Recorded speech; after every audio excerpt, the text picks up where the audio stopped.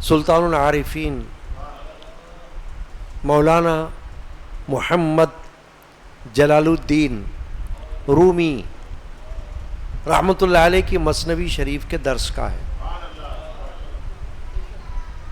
مولائے روم کے نام سے آپ معروف ہیں، اور اہل علم اور اہل عرفان وہ آپ کے مقام مرتبے کی قدر کرتے ہیں اور سمجھتے ہیں۔ جاہل بندہ حضرت مولانا روم کو نہ جان سکتا ہے، نہ سمجھ سکتا ہے، اور نہ مان سکتا ہے۔ یہ تو اللہ کی طرف سے ایک نعمت ہوتی ہے کہ اللہ تعالیٰ کسی کو شعور،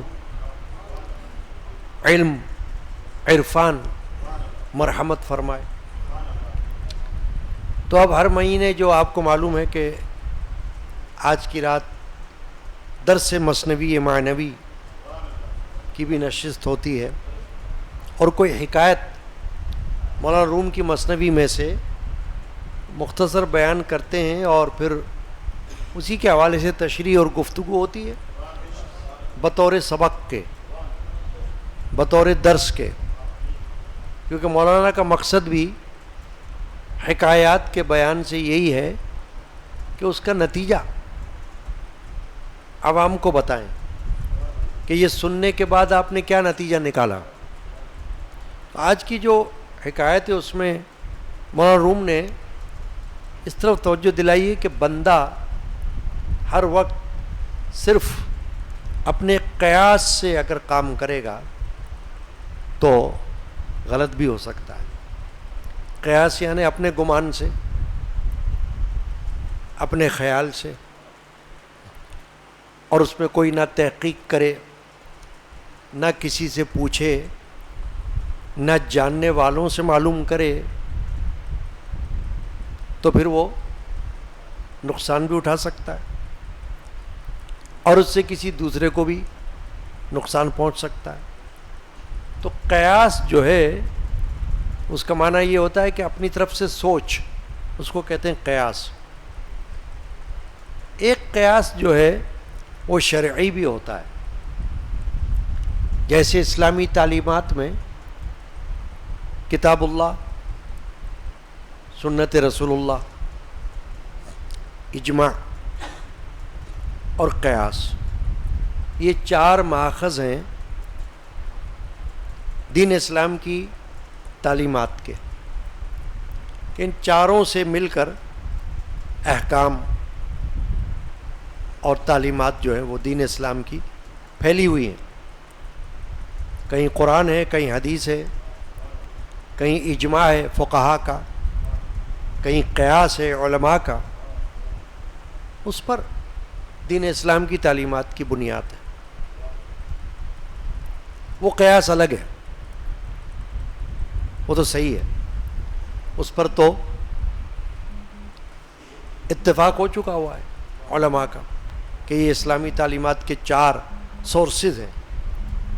یہ جو قیاس کی مولانا روم بات کر رہے ہیں، یہ ہے اپنا گمان، عام آدمی کا گمان، کہ عام آدمی اپنی طرف سے کوئی گمان کر لے اور سمجھے کہ ہاں ایسا ہی ہوگا، تو غلط ہو سکتا ہے۔ اب مولانا روم نے ایک حکایت بیان کی، بعیادت رفتن کر بخانہ ہمسایہ بیمار و رنجیدن بیمار۔ ایک بہرے آدمی کا بیمار پڑوسی کی عیادت کو جانا اور بیمار کا ناراض ہو جانا۔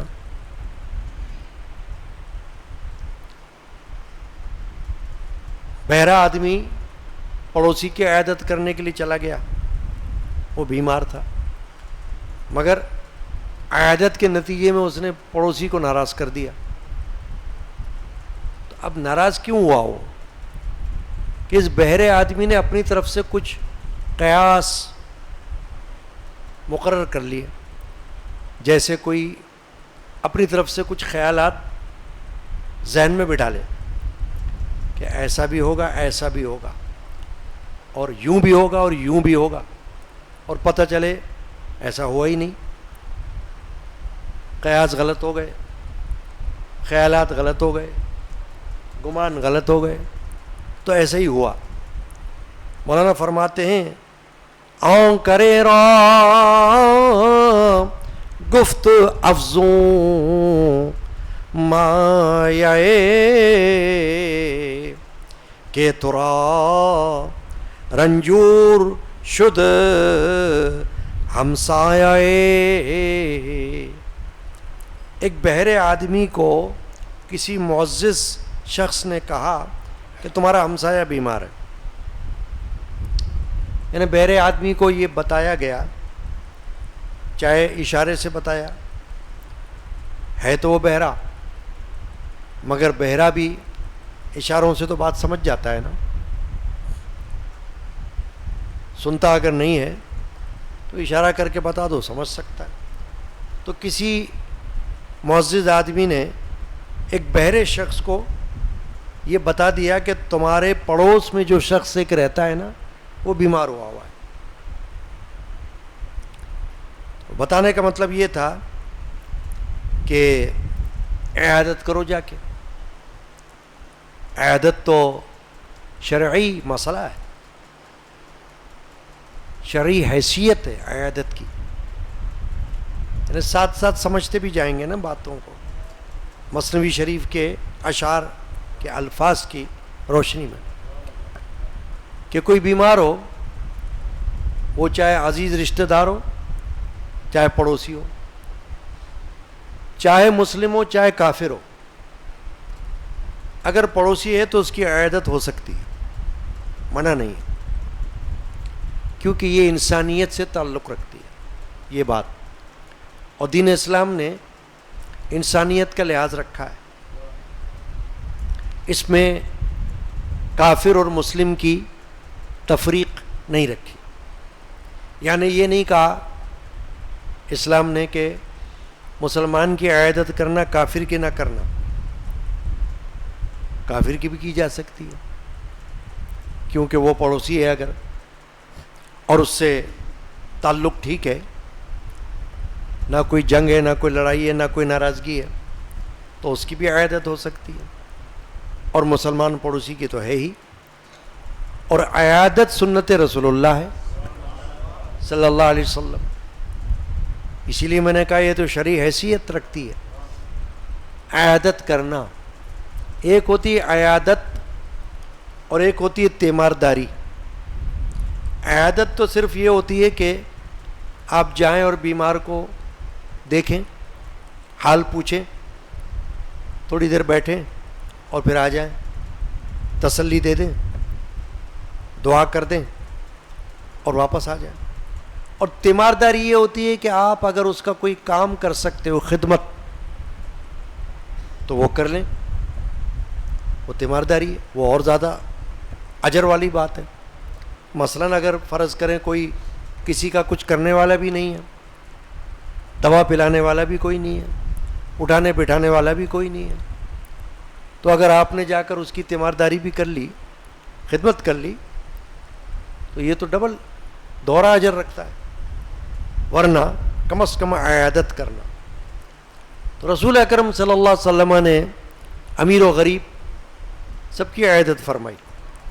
صحابہ کرام میں سے کسی کا سنا کہ وہ بیمار ہیں, نبی پاک صلی اللہ علیہ وسلم اس کے گھر تشریف لے گئے, جا کر دیکھا, دعا کی, دم کیا اور اس کو تسلی بھی دی. مثلاً حدیث پاک ہے, رسول اکرم علیہ الصلوۃ والسلام فرماتے ہیں کہ جب بیمار کے پاس جاؤ تو کتنا ہی بیمار کیوں نہ ہو, اسے امید دلاؤ, مایوس مت کرو زندگی سے, امید دلاؤ, اسے کہو لا بأس طہور انشاءاللہ تعالی, کہ فکر مت کرو, کوئی فکر نہیں, انشاءاللہ تم پاک ہو جاؤ گے, یعنی بیماری سے پاک ہو جاؤ گے, اللہ تم کو شفا دے دے گا. اب اس بولنے میں کیا ہے, کوئی یہ نہیں کہہ سکتا جی غلط بات بولی آپ نے. کیوں غلط بولی؟ بھائی تم کسی بیمار کو یہ کہہ رہے ہو انشاءاللہ آپ ٹھیک ہو جاؤ گے, تو آپ نے کیا غلط بولا؟ اگر کوئی کہے کہ بھئی یہ تو مرنے والا تھا، بھئی یہ مرنے والا تھا مگر اللہ تو زندہ کرنے والا ہے. تم نے یہ تھوڑی بولا میں زندہ کر دوں گا تمہیں یا میں تمہیں ٹھیک کر دوں گا. تم نے تو یہ کہا کہ اللہ تعالیٰ شفا دینے والا ہے. تو اللہ تو قادر ہے، مردے کو بھی زندہ کر دے اور ایک بہت بیمار کو بھی شفا دے دے. تو آپ تو اس تعلیم اور اس عقیدے کی بنیاد پر کسی کو تسلی دلاؤ گے، کسی کو حوصلہ دلاؤ گے کہ انشاءاللہ تم ٹھیک ہو جاؤ. اور کوئی اللہ کا کلام پڑھ کر، جیسے سورہ فاتحہ ہے، فاتحہ الحمدللہ رب العالمین کی سورہ، یہ تو سورہ شفا کہلاتی ہے. یعنی آپ کسی بیمار پر بلا دھڑک سورہ فاتحہ پڑھ کے پھونک سکتے ہو. صحابہ نے پڑھ کے پھونکا، نبی کریم علیہ الصلوۃ والسلام نے پڑھا، اور اس کے بارے میں فرمایا حدیث پاک میں کہ سورہ فاتحہ میں سوائے موت کے ہر بیماری کی شفا ہے، ہر بیماری کا علاج ہے. بس تم اس عقیدے پر پڑھ لو اور دعا کر لو اس کے لیے کہ یا اللہ اس کو شفا دے. تو بیمار کے لیے دعا غائبانہ بھی بہت اچھی بات ہے، اور حاضرانہ اس کے پاس بیٹھ کر بھی دعا کرنا یہ بھی اچھی بات ہے. اور ایک حدیث پاک ہے جو بڑی خوبصورت حدیث ہے. سرکار دو عالم صلی اللہ علیہ وسلم نے فرمایا کہ جب کوئی کسی بیمار کے پوچھنے کو جاتا ہے عیادت کے لیے، تو صبح جاتا ہے تو 70,000 فرشتے شام تک اس کے مغفرت کی دعا کرتے ہیں، اور شام کو جاتا ہے تو اگلی صبح تک 70,000 فرشتے اس کی مغفرت کی دعا کرتے ہیں، یا اللہ اس کو بخش دے، یعنی اس نے ایک اچھا کام کیا. تو عیادت تو ایک ایسی صفت ہے کہ اس میں کچھ خرچ بھی نہیں ہوتا. اگر آپ اس کے لیے کچھ لے کر نہیں جا رہے بیمار کے لیے، تو آپ کا کیا خرچ ہو رہا ہے؟ 2 بول تسلی کے لیے آپ نے بول دیے اور اس سے ملاقات کر لی، اس کو حوصلہ مل گیا، تو آپ کا کیا بگڑا؟ آپ کا تو فائدہ ہوا، ثواب ملا، اجر ملا، بیمار خوش ہوا. ہاں، علماء نے فرمایا کہ بیمار کے پاس زیادہ دیر بیٹھنا درست نہیں ہے، کیونکہ ہو سکتا ہے اس کو تکلیف پہنچے، آرام کرنے کا دل ہو.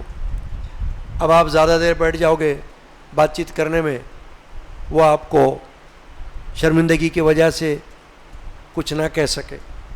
تو مناسب وقت تک بیٹھو اور بس واپس آ جاؤ.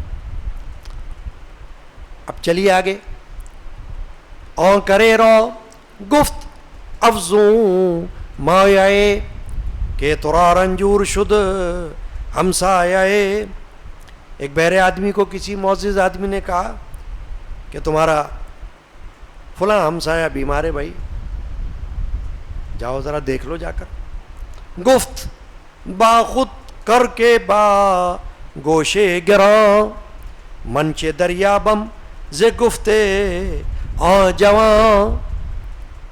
بہرے نے اپنے دل میں کہا کہ میں بہرے کانوں کے ساتھ اس کی باتوں کو کیا سمجھوں گا. خیال آیا اس کے دل میں کہ جاؤں تو صحیح، میں عیادت کرنے کے لیے اچھی بات ہے، سمجھتا ہوں کہ عیادت بہت اچھی چیز ہے، مگر خیال آ رہا ہے مجھے کہ میں جاؤں گا تو میں تو اس سے کوئی بات کروں، اب وہ جواب دے گا تو میں کیا سمجھوں گا کہ وہ کیا کہہ رہا ہے مجھے. میں بہرا ہوں، کانوں سے سن تو سکتا نہیں، وہ میری بات سن لے گا. اب میں اسے کچھ پوچھوں گا، کچھ باتیں کروں گا تو وہ کیا جواب دے گا. خاص رنجور و ضعیف آواز شد لیک باید رفت آنجا نیست بدھ. خصوصاً بہرے نے سوچا خاص کر کہ وہ بیمار ہے، ظاہر ہے اس کی آواز کمزور ہو گئی ہوگی. کبھی ہوتا ہے نا بیماری میں نقاہت ہو جاتی ہے اور کمزوری ہو جاتی ہے تو آواز بھی لو ہو جاتی ہے.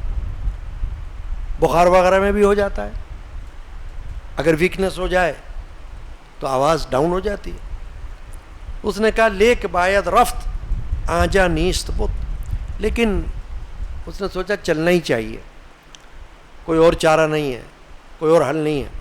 کیوں کہ پڑوسی ہے، ہو سکتا ہے سوچے کہ دیکھو اس کو پتہ بھی ہے کہ میں بیمار ہوں اور یہ مجھے پوچھنے کو ہی نہیں آیا، چلو میرے لیے کچھ لائے نا، مجھے کچھ دے نا، کو میری خیریت ہی دریافت کر لے تو کیا نقصان ہو رہا ہے اس کا۔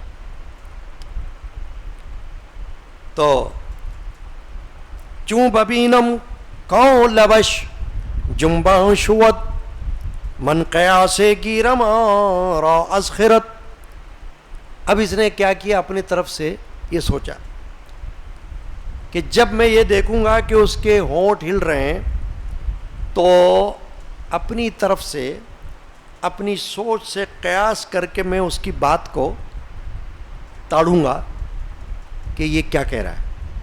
اب یہ اس کی سوچ آئی بہرے شخص کی، وہ جو میں نے شروع میں کہا نا قیاس، کہ اس نے قیاس کیا کہ میں جو بات کروں گا، سوال کروں گا، اس کا جواب وہ یہ دے گا، میں دوسرا سوال کروں گا تو اس کا جواب وہ یہ دے گا، بس میرا کام ہو جائے گا، میں اٹھ کے آ جاؤں گا واپس۔ یہ اپنی طرف سے اس نے مفروضہ کیا ہے، یعنی جیسے کوئی کچھ سوالات فرض کر لے اپنی طرف سے، سوال نمبر 1، سوال نمبر 2، سوال نمبر 3، 4، اور کہے کہ بھئی یہ سوال ہوگا نا اس کا جواب یہ ہوگا، تو اس نے اپنی طرف سے سوالات کے جوابات فرض کر لیے بیمار کے پاس جاتے وقت۔ چوں بگویم چونی اے محنت کشم او بخواہد گفت نیکم یا خوشم۔ جب میں پوچھوں گا کہ اے تکلیف اٹھانے والے میرے دوست تمہارا کیا حال ہے، تو وہ کہے گا میں اچھا ہوں یا خوش ہوں، یہ کہے گا۔ کیوں کہ بعض اوقات کیا ہوتا ہے کہ آپ اگر بیمار کے پاس جاتے ہو اور اس سے کچھ دریافت کرتے ہو تو پہلی جو اس کی کوشش ہوتی وہ یہ ہوتی کہ شکر ہے اللہ کا، ہے نا۔ مثلاً عام طور پر بھی اگر کوئی کسی سے حال دریافت کرے تو پہلا جواب تو یہ ہونا چاہیے الحمدللہ، شکر للہ۔ تو اس بہرے شخص نے اپنے قیاس سے ایک جواب سوچا کہ میں جب اس سے پوچھوں گا بھائی کیا حال ہے آپ کا، کہے گا شکر ہے اللہ کا، خوش ہوں، بعد میں کوئی اور بات ہوگی تو ہوگی۔ من بگویم شکر چے خردی ابا او بگویت شربت یا ماشبا۔ کہتا ہے بہرا کہ پھر میں یہ کہوں گا شکر ہے، یعنی وہ جب کہے گا نا کہ اللہ کا شکر ہے تو میں بھی کہہ دوں گا شکر ہے۔ پھر پوچھوں گا کہ کون سی غذا تم نے کھائی، کیا کھانا کھایا تھا، وہ کہے گا شربت پیا تھا، یا کہے گا ماش کی دال کھائی تھی۔ یہ اس نے اپنی طرف سے سوچ لیا۔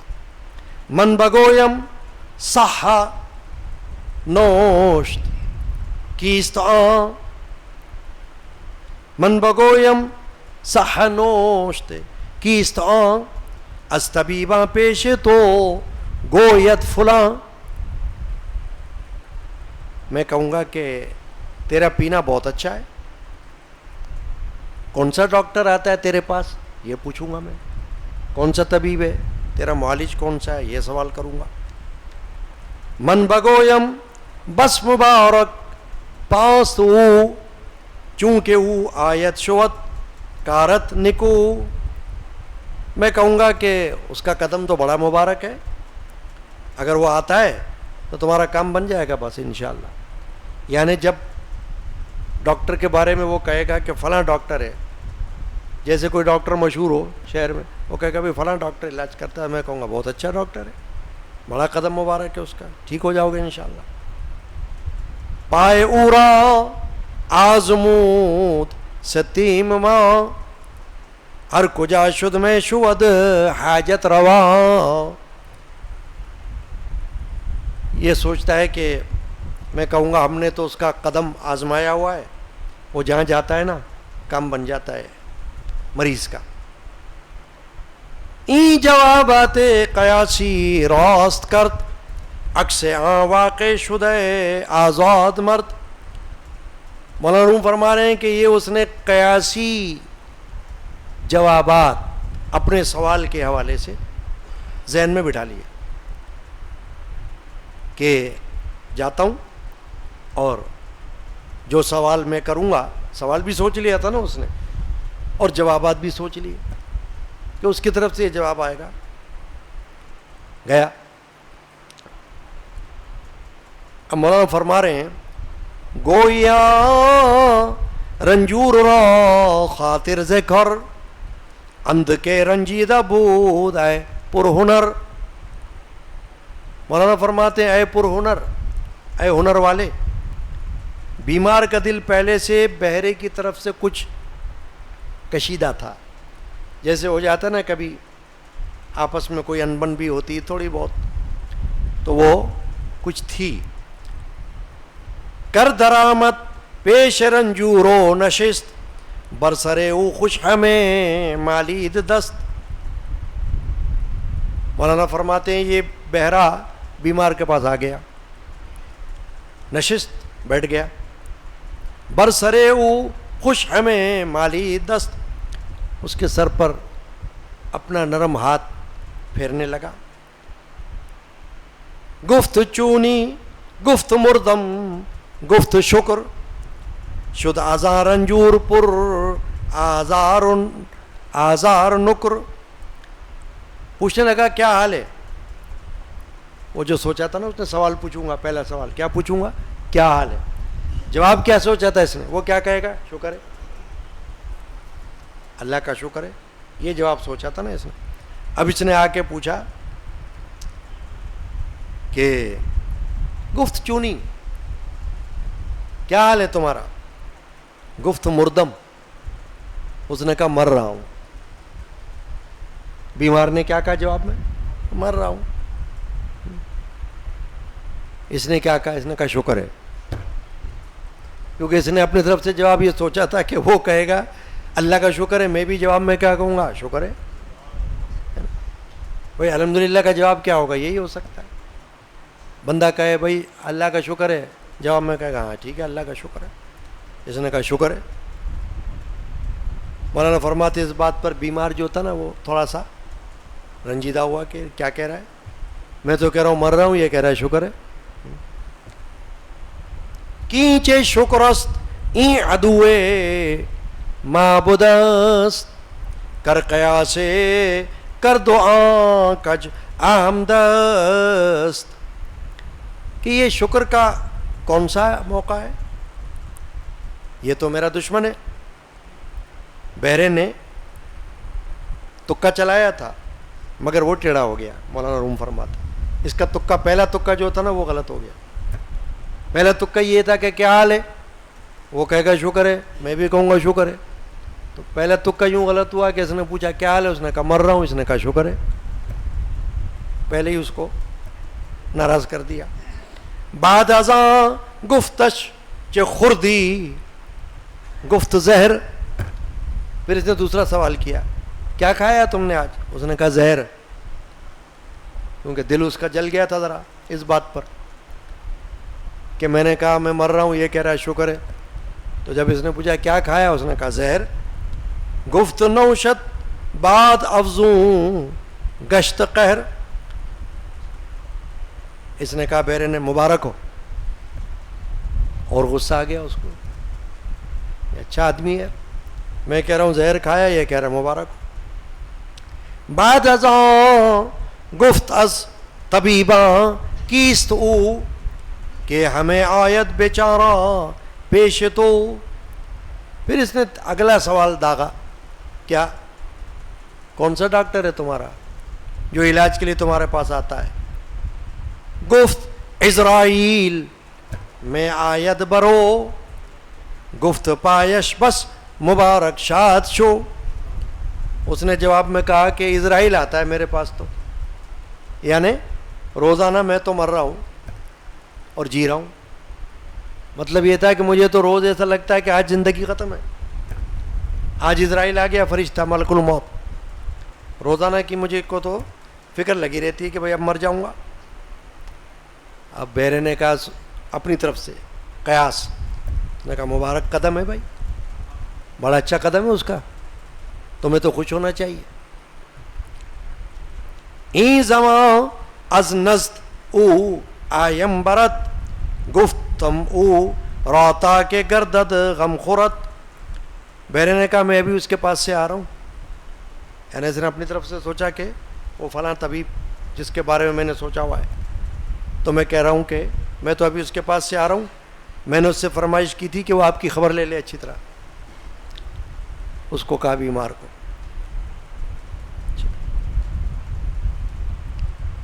کربرو آمد بگفت او شادماں، شکر کے کردم مرات این زماں۔ اب بہرا جو ہے اس کے پاس سے اٹھا، خوش خوش باہر نکلا اور کہنے لگا شکر ہے میں نے اس وقت اس کا حق ادا کر دیا پڑوسی کا، یعنی اپنی طرف سے خوش خوش نکلا کہ سبحان اللہ عیادت بھی کر لی، اپنی طرف سے جو جوابات سوچے تھے اس نے مجھے کہے، میں نے جواب میں بھی کچھ کہہ دیا، اس کو خوش ہو گیا ہوگا بیمار۔ اب اس کو یہ نہیں پتا کہ بیمار خوش کیا ہوا ہوگا، اگر ذرا ٹھیک ہوتا تو لگاتا 2-3 ہاتھ تمہیں کہ تم کیا مجھ کو کہہ رہے ہو، میں کچھ کہہ رہا ہوں تم کچھ کہہ رہے ہو جواب۔ مولانا رحمۃ اللہ علیہ فرماتے ہیں خودگمانش عسکری معکوس بود، این زیان معذرا پنداش سود۔ فرماتے ہیں اس کا ظن، گمان، خیال بہرے پن کی وجہ سے الٹ تھا، وہ اس خالص نقصان کو فائدہ سمجھ رہا تھا، یعنی اصل میں تو نقصان تھا، کیونکہ بیمار اس سے خوش نہیں ہوا، اس کے آنے سے ناخوش ہو گیا، مگر یہ اپنے تئیں یہ سمجھ رہا تھا کہ میں نے تو بڑا اچھا کام کیا، عیادت کرنے چلا بھی گیا، اپنی طرف سے سوالات بھی سوچ لیے، اپنی ہی طرف سے جوابات بھی قیاس کر لیے، تو بہت اچھا ہو گیا۔ اب وہ جا رہا تھا اپنے راستے میں کہ میں نے تو پڑوسی کی عیادت کر لی۔ گفت رنجور این عدوے جان ماست، ماندہ نستیم کو کانے جفاست۔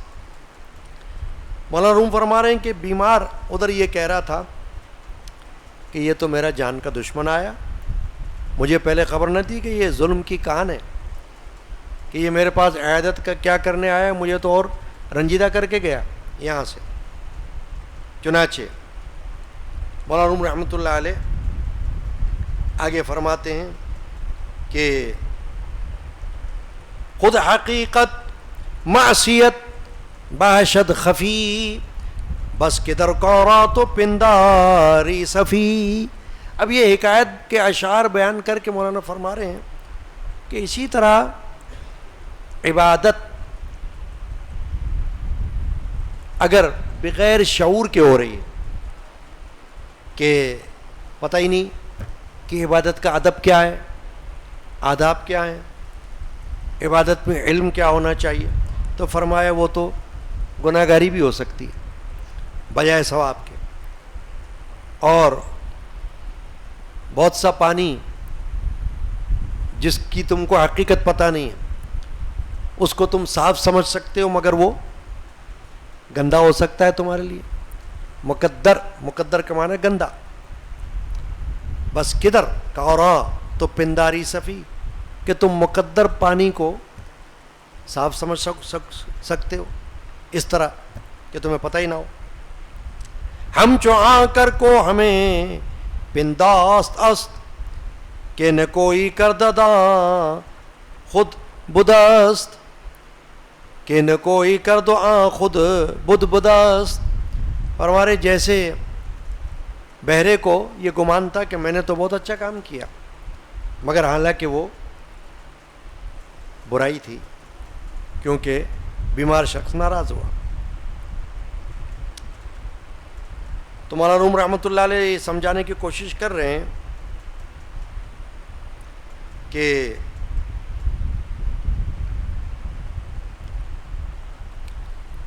کوشش یہ کرو کہ جو بات تم جانتے نہیں ہو اس کو کسی سے پوچھ لو.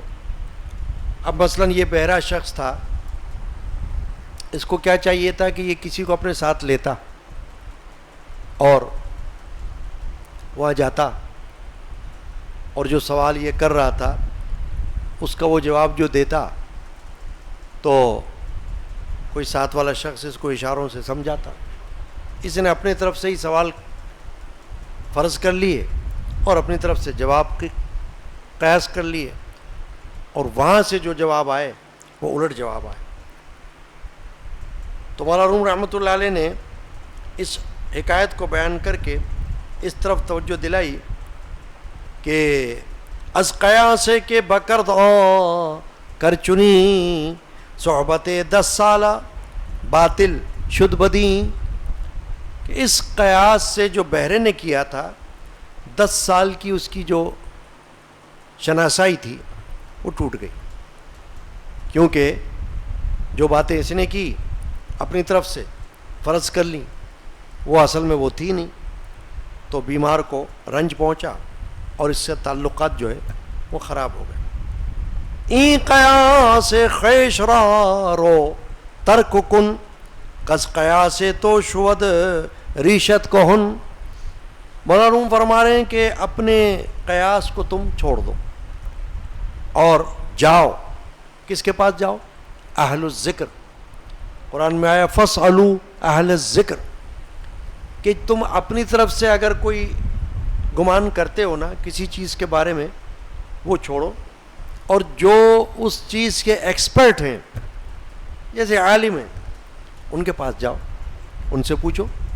شریعت کے عالم, طریقت کے عالم, فقہ کے عالم, حدیث کے عالم, تفسیر کے عالم, کچھ سمجھنا ہو تو ان سے جا کر پوچھو.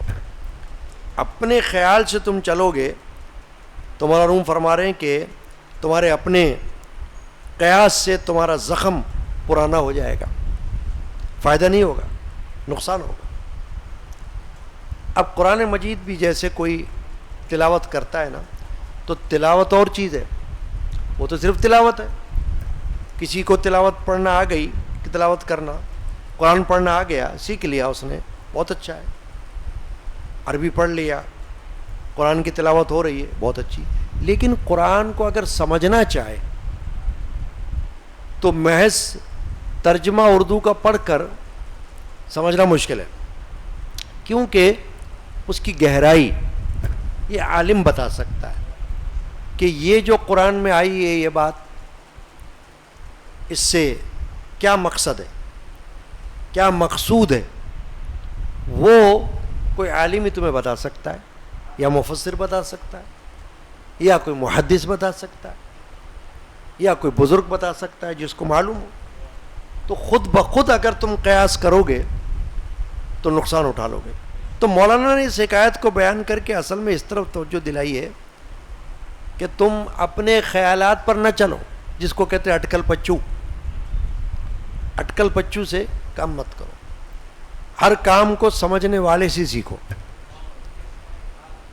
مولانا روم نے ایک جگہ مثنوی شریف میں یہ بیان کیا ہے کہ حلوہ بنانا حلوائی سے سیکھنا پڑے گا نا, خود بخود تھوڑی سیکھو گے. تم مٹھائی بنانا مٹھائی بنانے والے سے سیکھو گے. اسی طرح علم عالم سے سیکھو, خود بخود اپنے قیاس سے تم نہیں چل سکتے. تو قرآن پڑھنا اور ہے, قرآن کو سمجھنا اور ہے. حدیث پڑھنا اور ہے, حدیث کو سمجھنا اور ہے. تو اس حکایت سے اس طرف توجہ دلائی مولانا نے کہ بہرے کی طرح مت ہو جاؤ, اس بہرے شخص کی طرح کہ خود ہی سوالات بنا لیے, خود ہی جوابات بنا لیے اور چل پڑا عیادت کرنے کے لیے. تو نتیجہ کیا ہوا کہ دوستی جو ہے دشمنی میں تبدیل ہو گئی, اور بجائے اچھا ہونے کے برا ہو گیا. تو ایسا مت کرو. مولانا کا مقصد یہ ہے کہ ہر جگہ قیاس آرائی کام نہیں دیتی, سوچ سمجھ کر کام کرنا پڑتا ہے, خاص کر دین کے معاملے میں. ہر عام بندہ قیاس نہیں کر سکتا ہے. کہ چلو میں نے سوچ لیا اپنی طرف سے. نہیں, قرآن مجید کے اندر اللہ تبارک و تعالیٰ نے خود فرمایا کہ یدل بہ کثیرا ویہدی بہ کثیرا, کہ اس سے بہت سے لوگ گمراہ ہو گئے اور بہت سوں کو ہدایت ملی. یعنی جو سمجھ نہیں پائیں گے وہ اپنی طرف سے دماغ میں بات بٹھا کر گمراہ ہو جائیں گے کہ اس میں تو یہ فرمایا گیا ہے. اب مثال دے رہا ہوں آپ کو, ایک مثال. قرآن مجید کے اندر کفار کے بارے میں آیا ہے کہ آپ اندھوں, بہروں, گونگوں کو سنا نہیں سکتے, اور پھر اللہ نے فرمایا آپ مردوں کو سنا نہیں سکتے قرآن میں. ٹھیک ہے نا. اب اس سے بعض لوگوں نے یہ نتیجہ نکالا کہ دیکھو مردوں کو نہیں سنا سکتے, قرآن میں آ گیا. اب انہوں نے یہ نہیں پڑھا کہ آیت کا جو تسلسل چل رہا ہے اس میں آگے کیا ہے. آگے یہ ہے کہ اللہ نے فرمایا کہ یہ کفار یہ ایسے ہیں جیسے مردے ہوتے ہیں, کہ آپ ان کو کچھ سناؤ گے تو آپ کو جواب تو نہیں آئے گا نا. تو آپ کی جو بات ہے وہ ان تک تو پہنچ گئی, لیکن آپ کو اس کا کوئی جواب نہیں ملے گا.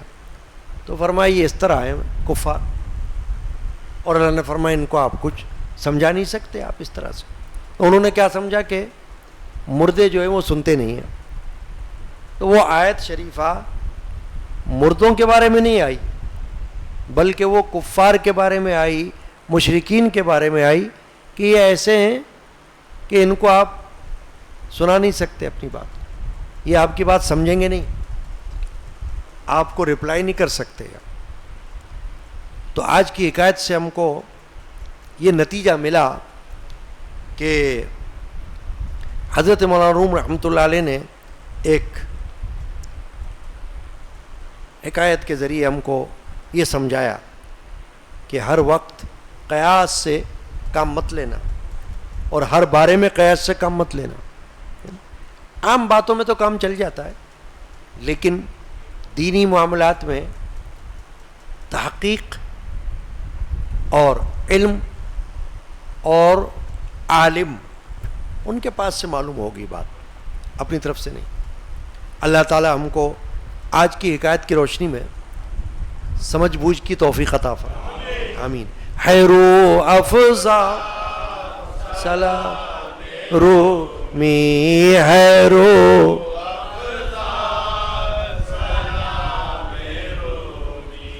حیات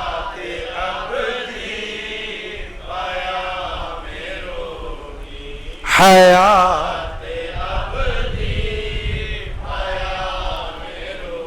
اللہم ربنا آمین. آج کی 17ویں شریف کی حاضری کو اللہ قبول فرمائے, آمین.